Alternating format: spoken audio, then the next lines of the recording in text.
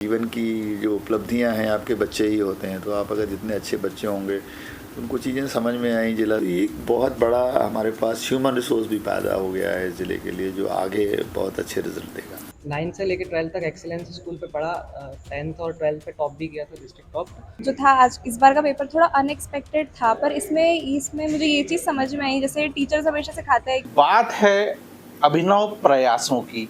छिंदवाड़ा में नीट के एग्ज़ाम आने के बाद आदिवासी विद्यार्थियों के साथ साथ जनरल विद्यार्थियों में गजब का उत्साह है। कारण है सरकारी स्कूलों में पढ़े लिखे बच्चे नीट क्वालिफाई किए हैं। हमारे साथ जिला प्रशासन के मुखिया शीलेंद्र सिंह हैं, जो इस पूरे कार्यक्रम के जनक हैं। शीलेंद्र सिंह साहब, आपका स्वागत है IBS24 में। सबसे पहली बात तो ये सर कि छिंदवाड़ा आदिवासी बाहुल्य जिला है। यहाँ के विद्यार्थी चिलक बालूसार यानी कहीं ना कहीं वो पिछड़ी जातियाँ जिनके बच्चे बड़ी मुश्किल से स्कूल जा पाते थे, वे डॉक्टर बनने की कगार में कैसे संभव है?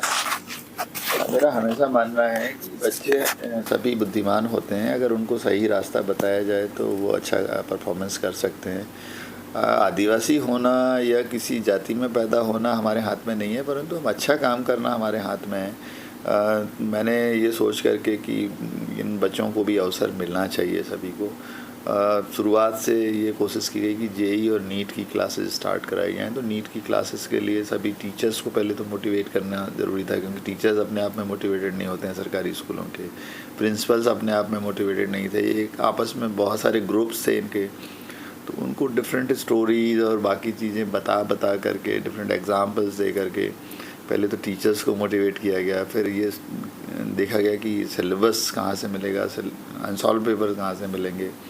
तो उसके लिए भी हम लोगों ने डिफरेंट जो साधन थे या जगह थी वहाँ से मंगाए, अनसॉल्व पेपर मंगाए, मटेरियल मंगाया, सिलेबस मंगाया। फिर एक एलन कोचिंग के वालों से भी, जो CSR फंड वगैरह होता है उन लोगों के पास, तो उन्होंने बड़ा सहर्ष कहा कि हम इसमें आपकी मदद करेंगे। तो उन लोगों ने भी टीचर्स का ओरिएंटेशन किया, क्योंकि अगर हम ये क्लासेस तो चला सकते थे, अगर बिना ओरिएंटेशन के करते तो पढ़ाना क्या है, कैसे पढ़ाना है, सब्जेक्ट को कैसे बताना है बच्चों को, अगर ये टीचर्स को नहीं पता है तो रिज़ल्ट नहीं मिल सकते थे।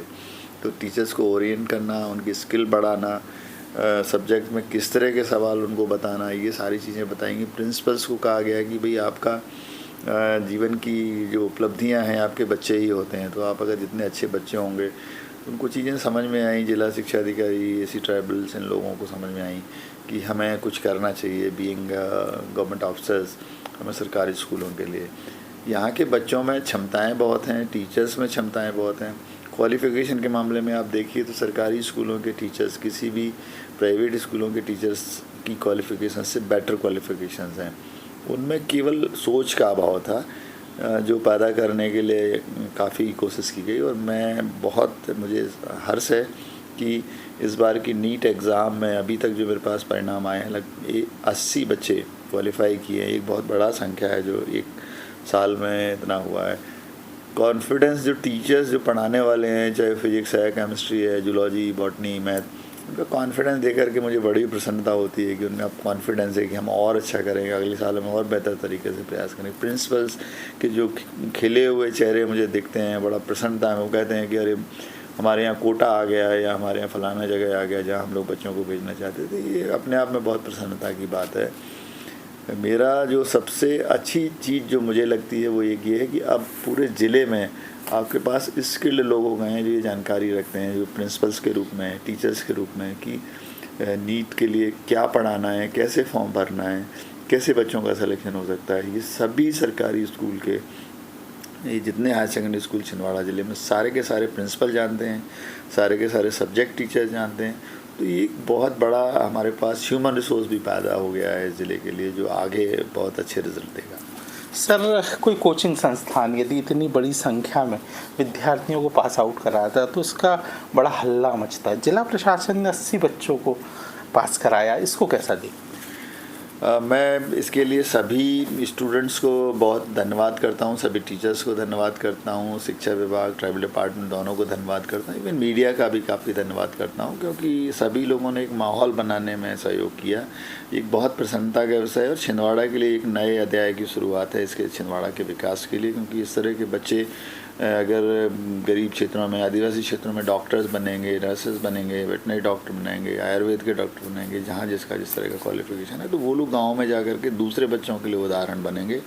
और एक नए युग की शुरुआत है, मेरा ये मानना है छिंदवाड़ा के लिए। और छिंदवाड़ा में बहुत संभावनाएं हैं। छिंदवाड़ा बहुत शानदार है, यहाँ के लोग बहुत शानदार हैं, यहाँ के बच्चे बहुत शानदार हैं।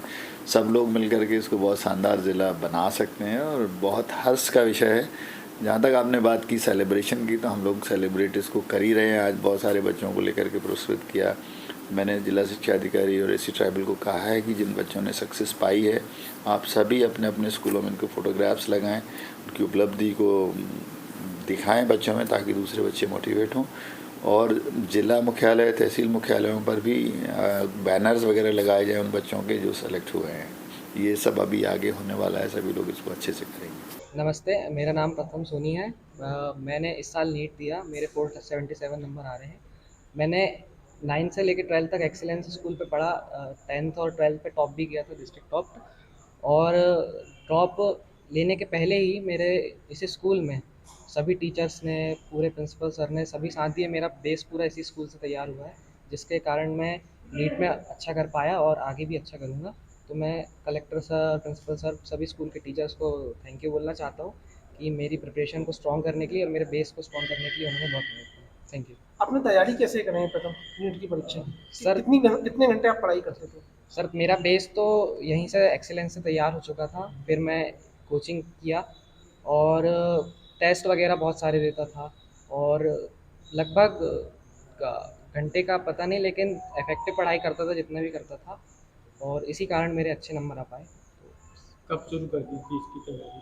मैंने 12th में उतना सीरियसली नहीं लिया था, यानी मेरे को नॉलेज भी नहीं था उतना। बट 12th के बाद मैं 1 साल अच्छे से तैयारी करा कोचिंग पे, तो उसके बाद से ही टेस्ट लगातार देता था, तो उसी से हुआ सब। मेरा नाम प्रांजल डोंगरे है और ये मेरा ड्रॉप ईयर था, तो इसमें मेरे मार्क्स 515 आए हैं और मेरी ऑल इंडिया रैंक 36,212 है और मेरी कैटेगरी रैंक है अराउंड 17,000।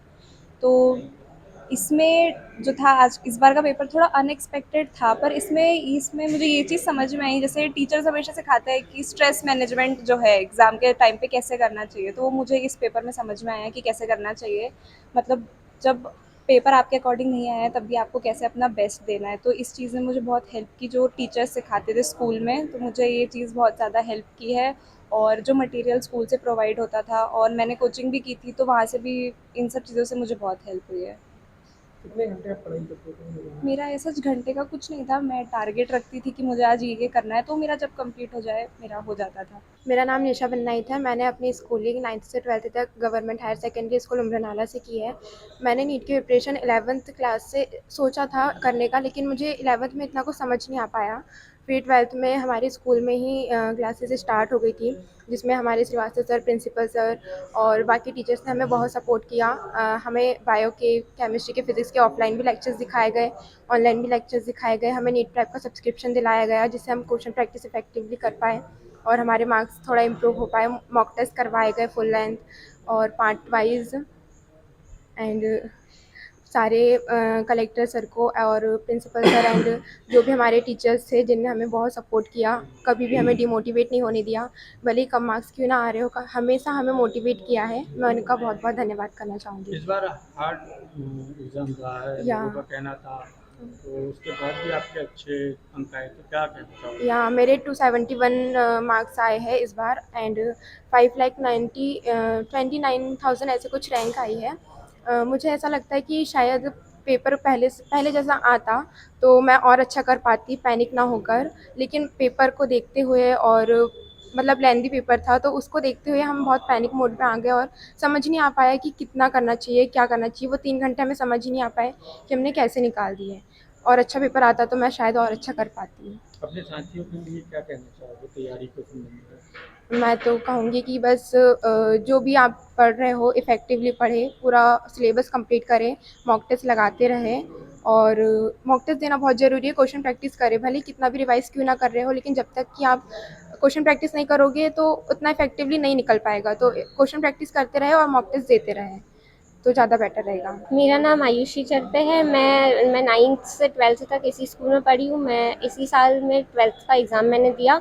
और सिर्फ एक 1 मंथ की पढ़ाई में मैंने अपना नीट का एग्ज़ाम दिया था, जिसमें मेरे 224 मार्क्स आए थे। और इसमें 1 महीने की पढ़ाई में मेरे कुछ कोचिंग के इंस्टीट्यूट तरफ से और स्कूल के टीचर्स ने मेरा बहुत सपोर्ट किया।